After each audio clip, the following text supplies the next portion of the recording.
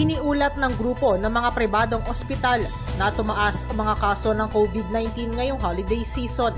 Sa panayam ng Maynila ito ang Pilipinas, ipinaliwanag ni Dr. Jose Rene de Grano, presidente ng Private Hospitals Association of the Philippines, posibleng marami pa ang positibo sa COVID-19 na hindi sumalang sa test. Ayon kay de Grano, sa pangkalahatan, tumaas ang mga kaso ng sakit hindi lang sa COVID-19, kundi maging sa iba pang kahalintulad na kaso.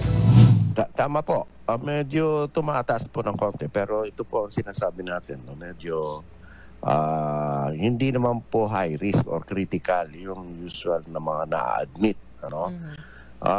Yun po nakita namin, there was an increase by around siguro compared to siguro around 3 weeks ago, by around 5%, tumaas din po talaga. Pero yun nga po, hindi po kasi lahat natetest yung iba na kung talagang ito ay COVID. Kung si de Grano ang tatanungin, maganda kung maibabalik ang mandatory testing upang malaman kung COVID-19 ang tumamang virus sa isang individual. Pero sabi ng doktor, nag-aalangan magpa-test ang ilan dahil may bayad ito upang malaman kung sila'y positibo o negatibo sa COVID-19. Maganda po sana yon, para talagang makita natin kung ito ba talaga ay COVID o flu. Po. Kasi sa ibang bansa po talaga mandatory sa kanila yan. Kasi libre.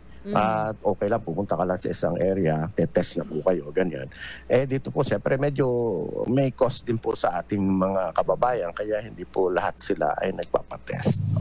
Mula sa kauna-unahan sa Pilipinas, DZRH, ito si Nicole Lopez.